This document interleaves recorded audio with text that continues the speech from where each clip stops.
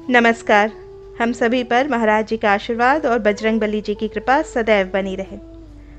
आज के इस अंक में हम आपको बताएंगे दीपक जलाने के कितने ज़्यादा फायदे आपको जीवन में प्राप्त हो सकते हैं और किस प्रकार आपको दीपक जलाना चाहिए, कौन सी दिशा में जलाना चाहिए, जिससे आप बहुत ज़्यादा तरक्की प्राप्त कर सकें और अपने जीवन की सभी बाधाओं को आप स्वयं समाप्त कर सकें।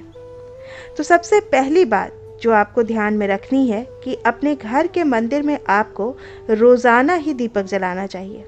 कभी भी ऐसा नहीं होना चाहिए कि आपने दीपक ना जलाया हो, क्योंकि घर के मंदिर में रोज़ाना दीपक जलाना बहुत ही आवश्यक है। इसी से आपके घर की जो सभी नकारात्मक शक्तियां हैं वो बाहर निकलती हैं।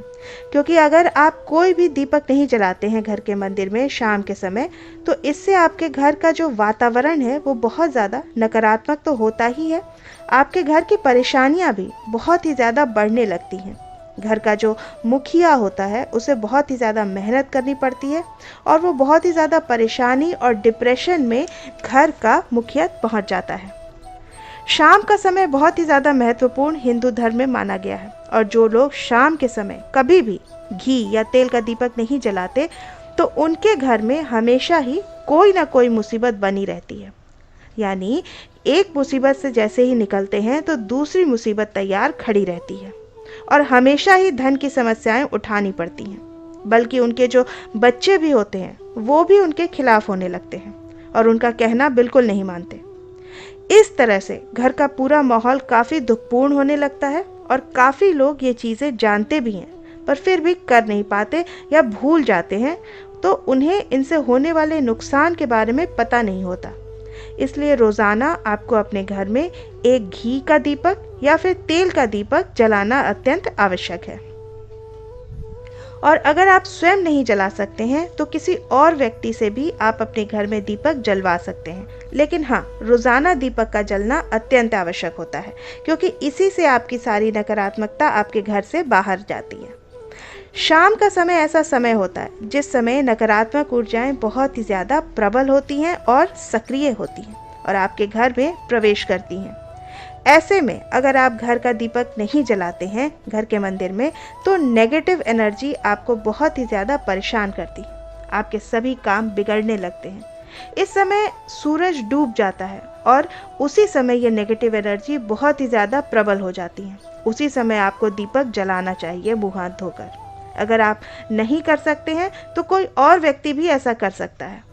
जिस घर में अक्सर लोग बीमार रहते हैं या फिर बीमारी कभी भी ठीक नहीं हो पाती है, तो ये भी एक संकेत होता है कि आपके घर में बहुत ही ज़्यादा नकारात्मक ऊर्जाएं हैं जो परेशानियों को, मुसीबतों को बहुत ही ज़्यादा बढ़ा रही हैं।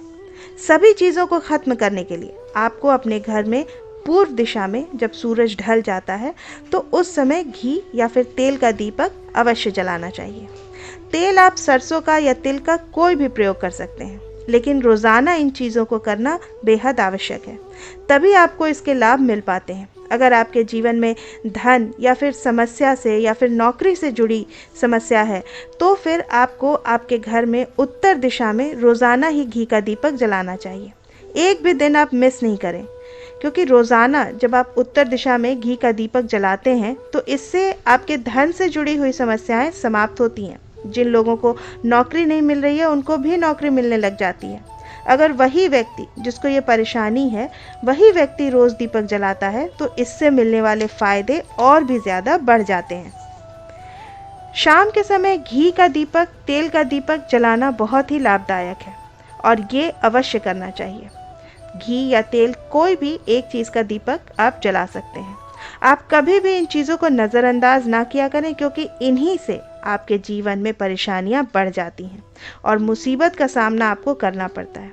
आपको ये जानकर हैरानी होगी कि जो भी घी का दीपक आप जलाते हैं उससे जो निकलने वाली ऊर्जा होती है वो आपके घर में जब फैलती है तो इससे घर का माहौल एकदम से सुखमय बनने लगता है। सुखमय बनने लगता है यानी कि पॉजिटिव होने लगता है और घर के सभी लोग शांति से रहने लगते हैं। इसी प्रकार से जो तेल का दीपक होता है, ये जब भी जलता है तो इससे आपके आसपास जितनी भी नेगेटिव ऊर्जाएं हैं वो समाप्त होती हैं, क्योंकि इन दीपक से निकलने वाली जो ऊर्जा होती है, जो धुआं होता है, वो नेगेटिव एनर्जी को बाहर निकालता है और आपके आसपास की एनर्जी को सकारात्मक बनाता है। तो ये बेहद आवश्यक चीज़ें हैं। तो शाम के समय में आप इन चीज़ों को मिस बिल्कुल ना किया करें, तभी आप अपने जीवन में सफलताएं पा सकते हैं और आपकी जितनी भी मनोकामना हैं वो सभी पूरी होती हैं। मैं आशा करती हूँ आज की ये जानकारी आपको पसंद आई होगी।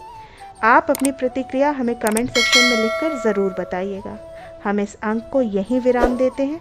मिलते हैं आपसे अगले अंक में। तब तक के लिए जय श्री राम, जय बाबा की।